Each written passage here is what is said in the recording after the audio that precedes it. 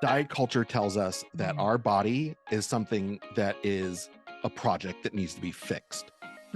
And it leads us to these living by rules and not being able to sort of say, I can trust my body to tell me what to eat, how much, but also know that like the fact there are societal factors like weight stigma, like systems of oppression that show up in this world that impact our body experience. Welcome to the Good Clean Nutrition Podcast. I'm your host, Mary Purdy, integrative dietitian and nutrition educator. Before we get into today's episode, I want to remind you that this podcast is now also available to watch on YouTube. Hello, simply visit youtube.com/drinkorgain or click the link in this episode's description to watch this and past interviews. Now for our episode. June is Men's Health Month, and so in this episode, we'll dive into the top nutrition issues that men face today and talk about how we can address these issues with a non-diet approach.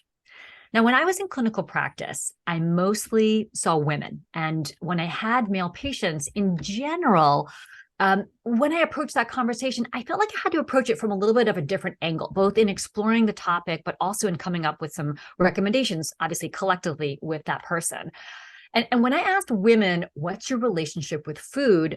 Most of them had an answer, difficult, really complicated, and we get into it.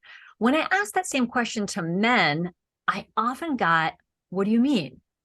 And it sometimes felt like it was a bit more of a challenge to get them to really open up and to dive into what I know can be a really emotional topic. And I was wondering, gosh, is it me? Is it how I'm asking the questions? Is it my vibe? Is it because I'm a woman? Is it the culture that's been created around men and food where they maybe don't feel free to speak about it? It's hard to know. And of course, I know the landscape is changing now with new conversations around masculinity, around gender fluidity, and of course, no two people are the same. So in today's conversation, hopefully we will get some insights. We're honored to welcome today's guest, Aaron Flores, registered dietitian, nutritionist, and certified body trust provider, which we'll get into shortly. Aaron has over 10 years of experience working with clients, providing one-to-one and group support. He offers a weight-inclusive, non-diet approach to help clients end body shame, develop kinder, more compassionate behaviors, and heal the relationship with food. And you might know Aaron from his podcast, Men Unscripted. Welcome, Aaron. Great to have you. Mary, I'm so thankful to be here, and I'm excited to have this conversation with you. Now, I know you've got a story. I want to hear, and I know our listeners would be very interested to hear about how you got interested in nutrition and specifically how you started working with men. Yeah. I love origin stories as well. And mine is it's a long story, so I'm going to keep it sort of brief. But basically, I think like a lot of folks who find or are drawn to this profession, I came to it with my own really challenging relationship with food. I had been, I'd seen my first dietitian when I was 15. It was for weight loss. I didn't do anything she told me to do. And as I got older, when I went to college and I sort of dropped out of college, I moved back to LA and I did everything that dietitian told me to do in my 20s. What I didn't know then is she taught me how to have an eating disorder. All of the things that she taught me were things that I saw when I worked in the eating disorder world in treatment centers, right? She taught me the exact behaviors that people were exhibiting and having and needing treatment for. And so I was in the midst of this career of the 90s. It was a .com boom. So I was working in internet video games and loving it. Video games, not really loving the job, but loving video games. And I needed something different. And so I was, going through my own challenging relationship with food and body. I didn't like my job. I went to a career counselor and I was like, I think I want to be a dietitian. And it sort of clicked. I was like, yeah, I think that, it sort of resonated. And I came to this job and this profession from a very different perspective than where I am today. I came to this work sort of wanting to be the new Richard Simmons, because I had lost weight I figured I can teach everyone else how to lose weight. There's a lot of hubris in that statement. I realize that. And so that's what led me to this profession. It was through learning about intuitive eating. It was through learning about health at every size, learning about body trust, that my philosophy around food and body changed over time to where I am now. But I came to this work like a lot of folks like us, right? Is that we sort of have some history, either personally or tangentially, around food. Absolutely. And you said something interesting, which was, I did everything that the dietitian told me to do. And I think sometimes that's the first mistake that either people perceive about dietitians or that dietitians engage in, which is telling people what to do without meeting that person where they are really understanding what's going on for that person. And you mentioned body trust. So, and health at every size. I would love for you to break those down for those out there who may not be familiar with those terms. What do they mean for you? Yeah, they are. First off, they're terms that really actually have had a significant personal and professional impact on me. So they are things that are quite important to me. Health at every size is a paradigm that is born out of the rejection of diet culture and sort of a weight normative approach. And the principles are being reworked by the organization ASDA, which is the Association for Size Diversity in Health. And so there are new principles coming out later this year. But essentially, health at every size is a paradigm that focuses on helping people focus on health behaviors without a focus on weight.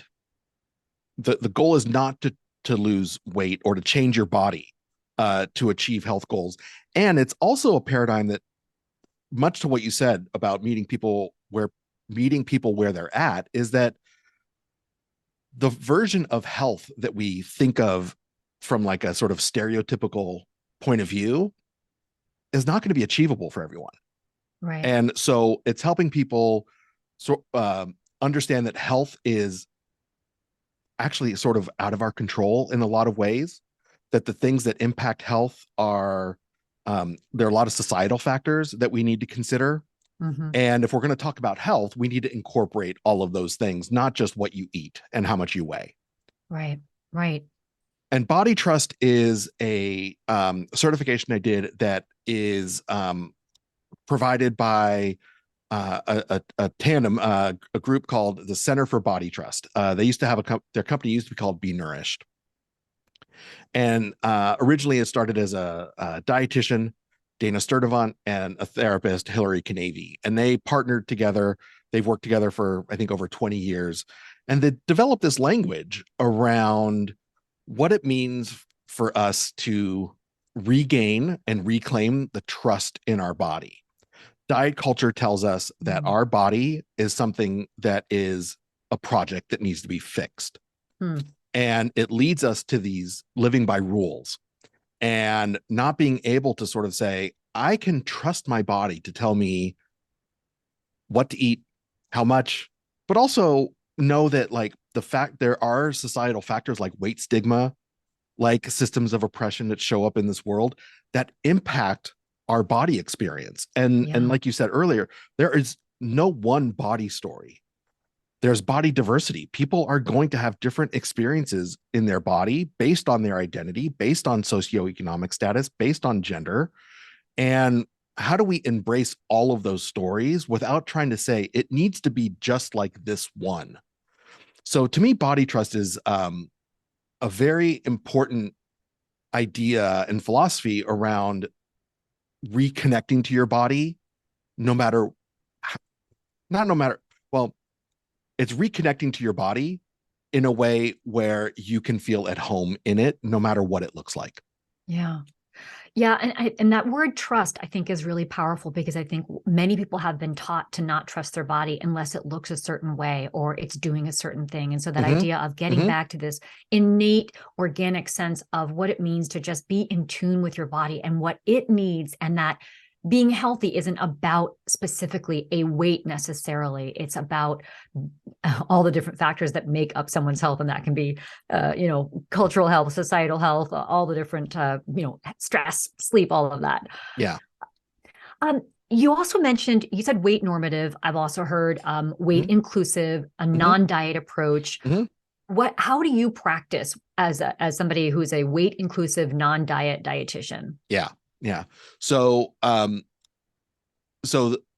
start by saying, weight normative is this idea that everyone needs to be a one size, right? It's sort of like would fit into that idea of a BMI chart, right? And classifying weight using that. So that is sort of the dominant paradigm, right? Is a weight normative approach. A weight inclusive approach or a non-diet approach is that, if I were to turn the camera around in my office, I don't have a scale. I don't weigh people. Yeah. Body size is not going to be a outcome or goal in my work with folks. Could it change? Yes. Could it go up? Yes. Could it stay the same? Yes. Could it go down? Yes.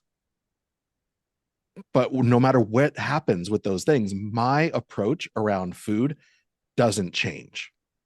So it's trying to understand that our bodies, that we can't control the size of our body as we have been led to assume that we can. And so a non-diet approach fits in with that to say the restriction that has been taught in our society is ultimately not going to help. It's going to actually fail. So how do we normalize all foods? And what I mean by normalize is making them emotionally equal. I never argue nutritional quality with folks, right? A carrot has a different nutritional quality than an Oreo. But they're emotionally, can we make them equal? Right? One does not make you better. One does not make you worse. And so to me, a non-diet approach and a weight inclusive approach fits these ideas that one body is not better than the other. Okay. One food is not better than the other. One way of eating is not better than the other.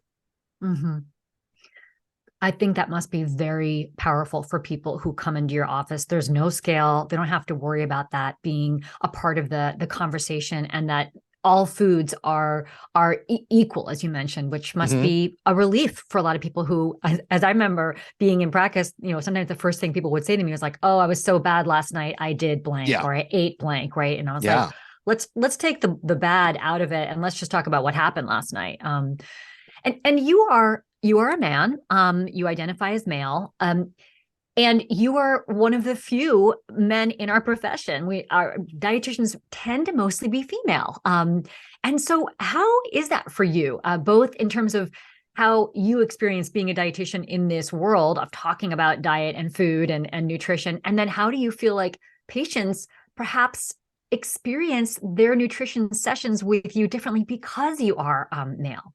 Yeah. Well, professionally, it's been interesting. And again, I've been doing this for a little while now. And it's, the things have evolved since I started. And when I was a undergrad doing my work, as I went back to school to do this work, I realized pretty quickly that there aren't many folks who look like me in my classes, right? There aren't many folks who look like me in my internship or when I go to the national conference, right? There's not a lot of folks that I can see myself in. And I would even add, not just from my gender, but from my body size. As someone who lives in a larger body, there aren't a lot of dietitians that look like me either. So it's an interesting place, especially given our society when I'm a white, cis, het, straight male. I've grown up with a ton of privilege. And, in a professional way, and especially in the eating disorder community, which is where I work most, the majority of my time, I'm not represented in a big way. I don't have as much sort of privilege walking in that circle. So it's been a interesting and actually very important experience for me to understand what, again, coming from a space of privilege, right? What some sort of marginalization can look like, the impact it has, and how to understand how I show up in this world has an impact on people. Yeah. And in translating that to clients, I think one of the first things I learned when I started working with eating disorders is that, so many folks that when I started working, and still do, but I realized have a lot of sexual trauma, and sexual trauma at the hands of men. Mm. And, it helped me really think about how I hold space in a session with folks, and understanding that there could be a lot of trauma around just sitting in the room with a man, right? And so, I think about how does my body show up in this space? And so it's actually been a actually very important experience. I mean, just personally, like in my own growth as a human. And professionally, I think the interesting thing around it is that, I think I wouldn't say I necessarily do this work any differently, right? I think what makes me unique is my personality, right? The things that make me me. Sure, my gender is in with that, but I think, I think these qualities can be across all different dietitians, right? It's not there. I don't know if my gender brings a uniqueness to it. I think some folks will seek me out because of my gender and also choose not to work with me because of my gender, which I understand.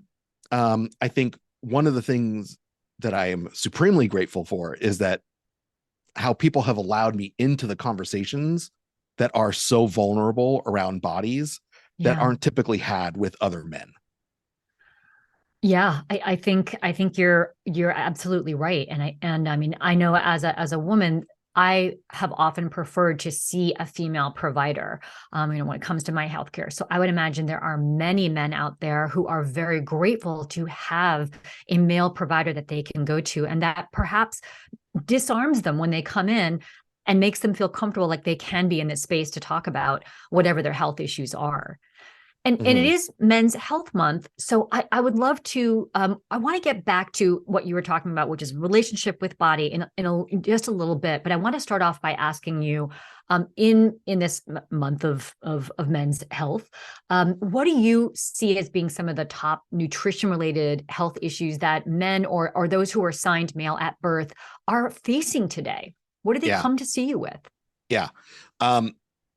Okay. So my answer is going to be out of the box. Okay. Bring it. It's weight stigma. The number one. Well, Dr. Jen Gaudiani, who is a doctor who works with eating disorders, had this great quote, and it was talking about binge eating disorder, and was saying, basically wrote that the number one medical complication arising as a result of binge eating disorder is inadequate healthcare stemming from weight stigma. Interesting. Yeah. So when I think about health, honestly, I think weight stigma and the impact of anti-fat phobia is extremely, extremely important when it comes to considering someone's health. And the reason I say that is, I work with a lot of folks in varying bodies, but a lot of folks are in larger bodies, and they don't want to go to the doctor. Right. And they don't want to go to the doctor because they've been traumatized in those healthcare settings. They've gone in for a flu shot and then been lectured about their weight. Yeah. They've gone in for some chronic pain and told, we can't treat you unless you lose X amount of pounds. Right. Or they've been told, listen, I can't do this screening tool on you because our MRI machine can't accommodate your body. Wow. Yeah. Or, going in for something, again, totally random, but then getting lectured on weight. And so the fact of how many people don't engage in healthcare because of the shame and the stigma that they've experienced is incredibly high. And I think it starts with at childhood. You know, almost all my clients have some experience of experiencing some form of shame around their body as a result of a pediatrician, a nurse, right? Or someone who said something to their mom or dad or parent around their body, and them hearing it and knowing like that they learn right then, my body's at this size is not okay. I'm not allowed to exist in this body. And probably hearing that over and over and over again. And the message that solidifies into your psyche is painful. And so how do you begin to unravel that with your patients? What is the process that you take them through or that they go through with you? Well, it's a great question. And it's the first thing I tell people is it's a long process. Yeah. You know, if someone sort of I jokingly tell my clients, if I give you like the answer that, it's going to be fixed in 5 sessions, like run for the hills, like I've been kidnapped, like I'm being held hostage. This is not going to happen. So I think part of unraveling it goes back to what I said earlier, right? If we can think about this idea that my body, again, let's just start with acceptance, right? Or neutrality, is that the body I have right now, I don't love it. I might hate it, but it is what it is. It is what it is today. And how can I start to take care of it in a more compassionate, kind way? So unraveling this, right, starts with a lot of compassion. And I think it's also deconstructing the body story, right? Deconstructing like, okay, when did you first learn that your body is a problem? Okay, how is that reinforced? Because if that wasn't taught to folks, right, I think they would feel very different about being in their body. But it's a learned thing, right? We learn very quickly how body size is valued. Right. And so part of the work is sort of, instead of internalizing it to say my body is the problem, is to externalize and say, actually, the problem is with society, right? And the messages we're sending around bodies and food. I need to keep sort of a boundary around that, right? I need to not let that much in, because then I can sort of reestablish that relationship with my body, because it's not, my body is not the problem that needs to be fixed. Wow. I mean, I think it's surprising because I mean, the question I asked you was, what are you seeing patients for? And your answer is really weight stigma. And you mentioned earlier that weight stigma is actually, that is the contributing factor to poor health, as opposed to someone coming into you to see you for a health issue that they're struggling with, that may or may not have anything to do with their weight. Exactly. Yeah. Exactly. And the folks who do have weight stigma, are you finding, I mean, this is talked about much less, I think, that eating disorders are as common, almost as common in men as they are in women. I think it's 1 in 3 people are struggling with an eating disorder, that will be men, or perhaps transgender men, or perhaps those, again, who were assigned male at birth. But they're not seeking treatment. So why is that happening? And what can be done about it? Yeah, it's a simple fix. No, just kidding. It's one session, right? Yeah, one Done. session. Exactly. Easy. There you go. So first off, I probably think that number 1 in 3 is low. And the reason I say that is because the way in which eating disorders are screened still skews towards a female identified body. Okay. So I think there are a lot more folks across all genders experiencing eating disorders, and across all races experiencing eating disorders that are just not screened for. So I think the number's higher. The other part is to answer your question is, what do we need? I think because people are not screened, or people outside of like a very small subset of people, right, really understand eating disorders. I think people are suffering with them and not knowing, right? When I worked at the VA, that was my first job after I finished my internship. And in 2013, binge eating disorder was added to the DSM-5, which is the sort of big manual that healthcare providers use to diagnose mental health disorders. That's where eating disorders live, right? So they added a new one in 2013 called binge eating disorder. It had been around way before, but there was finally sort of criteria for it. Mm-hmm. And when I was at the VA, we started to talk about this. Again, I told you before, I came from a very different perspective. So I was running actually a weight loss program. Shame on me for doing that, but I was running a weight loss program for the VA. You did what you moved, yeah. Maybe you took that journey to get you where you are today. But we started talking about binge eating disorder with these folks. Mm-hmm. And it was amazing how many folks came forward and were like, yeah, I've been struggling with this for years. I just didn't know what it was. Yeah. Or I just thought I wasn't really, they didn't think that they were doing well dieting, right? They just thought they didn't have enough willpower to diet when they're really struggling with an eating disorder. Right.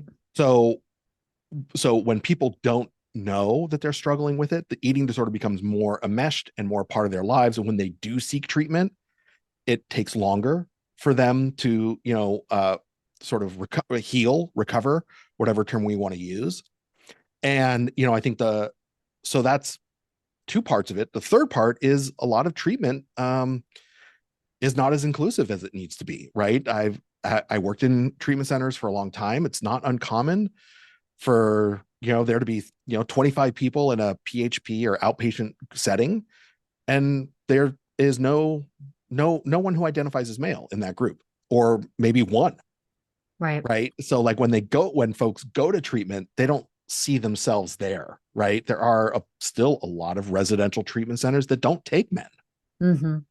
Right. So I think it's a huge issue around why the number's low, right? Why people struggle with it for so long without ever knowing. And then when they do seek treatment, oftentimes it's not as accessible as we want it to be.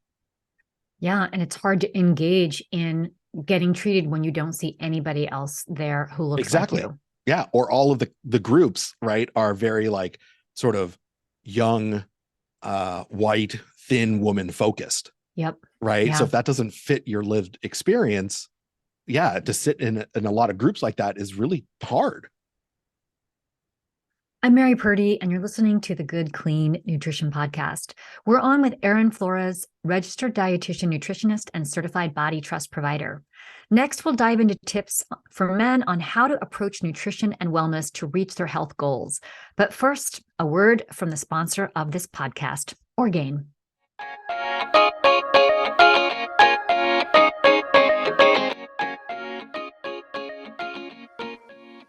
Thanks, Mary. Probiotics play an important role in your body's mind-gut connection.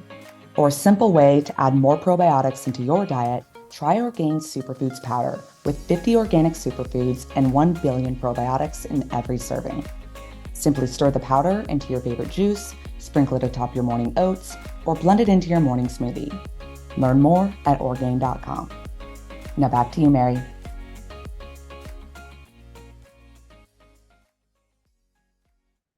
Now let's get back to our conversation with Aaron. So Aaron, if somebody's listening to this podcast who is male or perhaps assigned male at birth or perhaps transgender male, and they're listening, they're interested in improving their health or their relationship to food or their relationship to their body, which it sounds like is kind of your sweet spot here. Mm-hmm. How should that person get started? Yeah, it's a very good question. And go ahead. I don't know if there was a second. I was going to say, this is not going to be blanket advice for every single person out there. I just want to acknowledge that because it's not like, well, this is what they should do. First this, and here's the roadmap. Right, exactly. We know that it's not going to be the same for everybody. Yeah, and I appreciate that too, right? And I would actually expand to just say, like, I think this would apply to anyone out there who's really struggling around their relationship with food. And I think the first thing, I said it a little bit earlier in the show, is I think the first piece is realizing that restriction and dieting and the intense focus on weight loss has not worked. Mm-hmm. It, quote unquote, works while you're doing it, but there's a lot of reasons why dieting doesn't work. None of them are an individual's fault. It's biology. it's metabolism, it's a lot of things that are psychology, Environment. so environment, right? And so, I think people blaming themselves for that is a really big shift for a lot of folks. I think the second piece is, again, like I said a little bit earlier, is realizing, okay, my body's not a project that needs fixing. I'm going to sort of just, my body's going to do what it's going to do. Mm-hmm. I can still inhabit it. I can still live in it. I don't need to live by the same set of food rules that have essentially dominated my life. I think the other thing is finding community. Like, I think this, there are more people talking about this today than there were when I was an intern 15 years ago. I think finding community and knowing that there are other folks out there who are experiencing something similar helps change the narrative of our inner critic, to where, because when we, are so isolated, our inner critic loves to take over and says, like, yeah, you're the only one dealing with this. Don't talk about it with anyone because I got you, right? Like, I'll take care of it. I'll just shame you in being better, again, which doesn't work. So I think community is such a powerful healing tool that, for a lot of reasons, just isn't as accessible as it needs to be. Yeah, I think that's powerful. Community, no shame, no blame, and not thinking of the body as a project that needs to be fixed. That really stood out to me. I want to talk about weight for a second, because I know, and being a dietitian, that people will often come into your office and say, I actually really want to lose weight. I want to be healthier and I want to lose weight. Can you help me? How do you approach those conversations? Is there a case where weight loss may be relevant if it's what the person comes in asking you about? Yeah. How do you navigate that conversation? Yeah, listen, I've been in this conversation for a long time. So if anyone goes to my website, if anyone learns anything about me before they work with me, I'm very transparent about how I work. I never want people to feel like they're in a bait and switch, right? I want people, I think again, my experience with a dietitian, what I know other folks have experienced in the past is I want to be like really human in the room, right? I want to come at this from, hopefully it feels different for folks than maybe previous work. So I'm very transparent with people. And so when people say, I want to lose weight, I usually ask why. Like, what is driving this decision? And this is where, again, my, it's probably my age, my gender, but like, I'm a huge Star Wars fan. I use a lot of Star Wars metaphors in my work. And the way I sort of explain it is, listen, Darth Vader and the dark side of the Force is like diet culture, right? And Yoda, right? And the Jedis, these are like the folks who are talking about body trust and health at every size and sort of being at peace in your body. And, Yoda says, like, fear leads to hate, hate leads to suffering. And he says, and I think about that around the body, right? So I think about what is scary about being in your body. Where has the dark side told you to hate your body? Is there a choice made out of urgency? Right? Like, because I feel like sometimes, not sometimes, I think a lot of times when there's urgency, we make a choice that is rooted in a lot of shame. So what I ask folks is, in asking why, is what's driving this desire? Right? And how can we start to unpack that? Yeah. Right. And so I think in a nutshell, to sort of simplify it, I think it's usually two buckets. Right. I think people are very intent on losing weight, usually when they're as a result of weight stigma or like some pressing health concern. And with each of them, right, I think wherever road I need to go, I start to unpack that, right, and say like, okay, well, actually, would it be interesting to learn that weight is not as connected to your health as people think it is? And that behaviors are really important. And, is it hard living in a larger body? Absolutely. Right? Is it, is the world not really made for you? Absolutely. And you know what? Part of what is healing is knowing that it's outside of my body that is the problem, right? It's like, I wish they made more clothes that were inclusive, right? I wish they made more amusement park rides that were inclusive for body size. Yeah. But the more I try to control my body, the more it gets out of control. Mm. I remember I had a patient who came to me for weight loss, and I was not excited about that journey. And I really tried to get her to focus on health and how can you just feel better? And how can we had a lot of blood work on her, high blood pressure, high elevated inflammatory markers, high cholesterol, all kinds of things. And she made a ton of changes, her goal being to lose weight. But in that journey of hers, everything improved metabolically. Her weight did not change at all. Yeah. And she felt like she had been a failure. Yeah. And I kept on trying to remark to her, look at the blood work. Look, you have told me you feel more energy, but it's so hard for people to see that. Yeah. Again, I think that is an excellent example of weight stigma. Yeah. Right. Yeah. Yeah. And I think she felt that way too. What was her goal? She wanted to be able to fit back into her clothes, because that's what societal messaging does for us. Yeah. Can I just add, what I love about that experience too, Mary, is you're sharing is that, I know that there's probably some healthcare providers out there listening to the show. And, what I realized as a provider is that the conversations that I'm going to have with folks that end up being way more meaningful are holding space for that exact moment. Right? It's like holding space for, this is really hard and challenging, right? That all of this stuff has helped you feel better in your body, and yet you feel like a failure. That is a space that we can really how can we process that together? Yes. Right. And I thought my job was going to be oh, here's your meal plan. Here's how many grams of this you need to have, and here's all the micrograms that you need to lower, blah, blah, blah, blah. Right. And I realized that what is way more useful is that deeper conversation. And I think the more of us that are willing to go there and hold space for that really challenging conversation, I think the more benefit the community and the people we serve will have.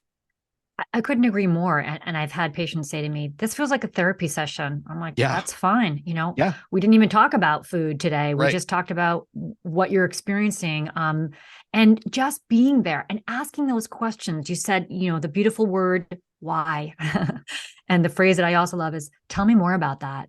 Sure. And just creating that space. And I'm sure your patients are probably coming in there with a preconceived notion perhaps of what you might be saying to them, and then being able to loosen up and really get to the deeper root causes of what's happening in their personal journey. I want to ask one more question, which is about movement, physical activity, whatever you want to call it, exercise, shaking a leg, doing a little something in the kitchen. For many people, physical activity or moving their body gets them to trust their body or gets them to feel good in their body. And we also know that it happens to be beneficial for brain health and mental health and heart health and all these different things. So how do you work with people? And stereotypically, a lot of men feel like maybe they're supposed to be in sports or supposed to move a certain way. So how do you have those kinds of conversations about incorporating some kind of movement that may be beneficial for health and body trust as well? Yeah.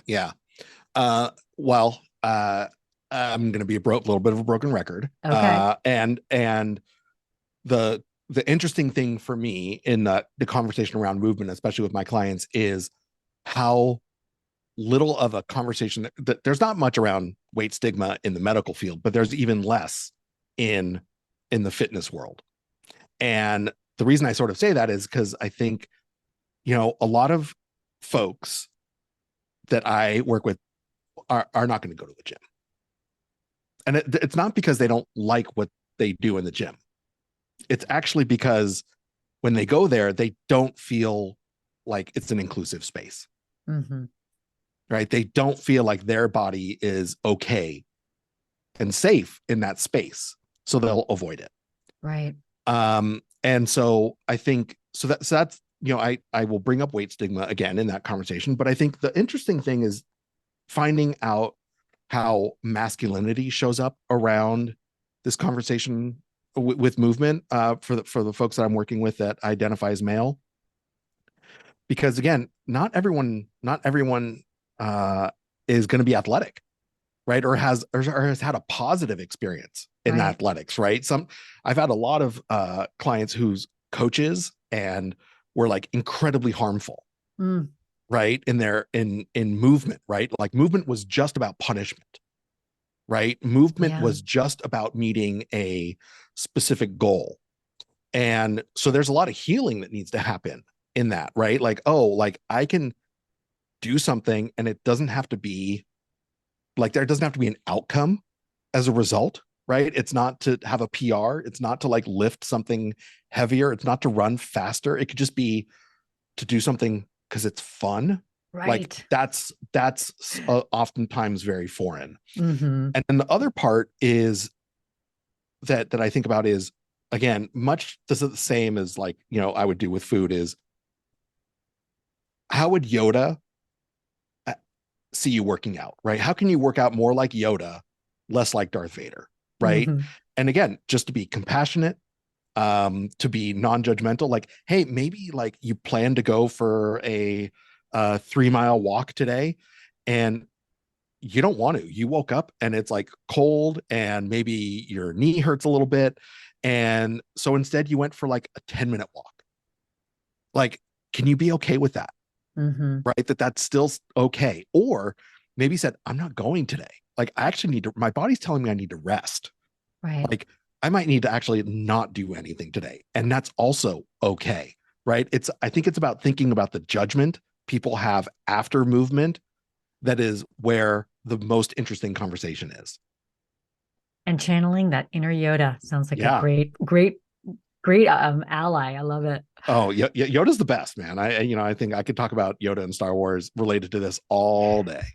And he lived to be what, like 200, 300 years old? So he was doing something right. Yeah.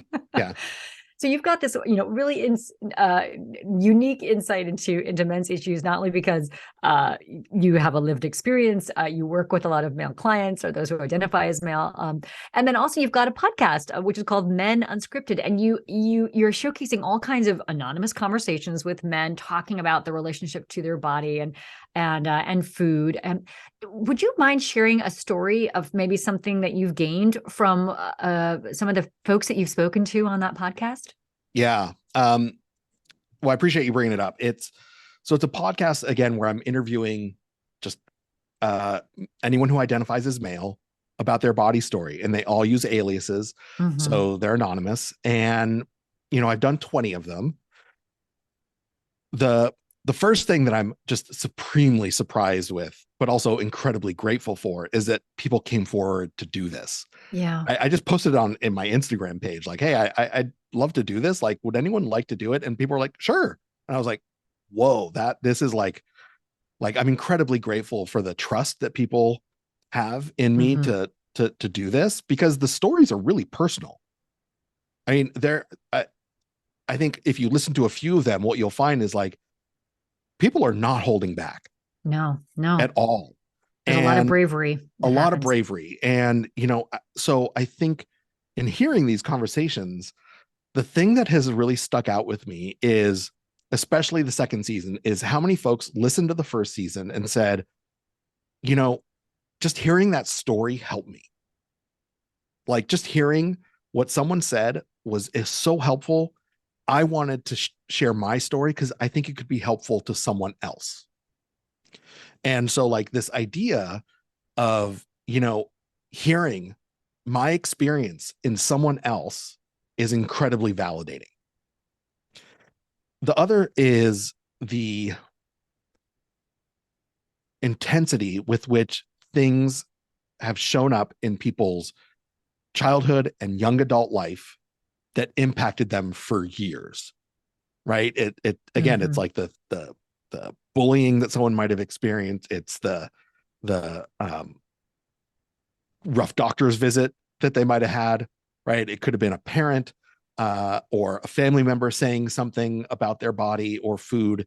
It's being put on a diet as a kid. All of these things, they have lasting impact on someone. For sure. And the third thing is that, the existing in your body is really hard. And the assumption that folks who identify as male are not struggling with it is false. It's really hard. It's really hard. And when no one's talking about it, it's even harder. And so I think what sticks out to me so much is the impact of, again, I mentioned it before, but the impact of community. Right. The impact of just being able to share a story, hear your story told, opens up the door for so much like compassion. And that these journeys are long, they're hard, they're not, some people are still in it. I don't think the finish line is that everything is rainbows and unicorns, right? Mm-hmm. I think the finish line in this work is that I can sit with these feelings. I can understand where they come from. They don't lead me to hating my body anymore, even though that I want to go there, right? I can sort of pause. I can tolerate that feeling. I can sit with it, and then I can let it pass instead of acting on it. Yeah. And this is 50% of our population, right? So we got to start paying attention and acknowledging that this is a very real experience for many, many people. Yeah, absolutely. And it's amazing to think that one can find community just by putting some headphones in and listening to voices. Yeah. Right. Well, that's why we're here, right? It is. We're in community right now, yeah, right? Thank goodness people do. Hello, community out there. Yeah. So where can people find you, Aaron? We know you've got your podcast, Men Unscripted. How else can people be in touch? Yeah. I'm on Instagram, and it's at Aaron Flores, RDN. And my website is the same, aaronfloresrdn.com. And those are the best ways to sort of reach out and follow what I'm doing. I run a men's group that if people are interested in joining, they can, reach out and ask about that. And I also see clients individually. So if people want to, ask what it's like to work with me, those are the best ways to reach out. Well, thank you so much. It's been a really wonderful conversation. Thank you for your honesty, and thanks for the work that you're doing to transform lives and to really shed light on an issue that I think is not often talked about. So thank you. Well, thanks. And I appreciate you letting me come on and, share some of this with the listeners. So I'm grateful for y'all. Thanks for tuning in to this episode of the Good Clean Nutrition Podcast.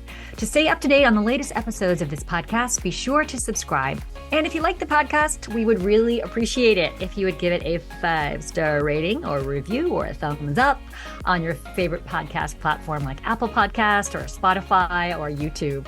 Thanks so much, and see you next time.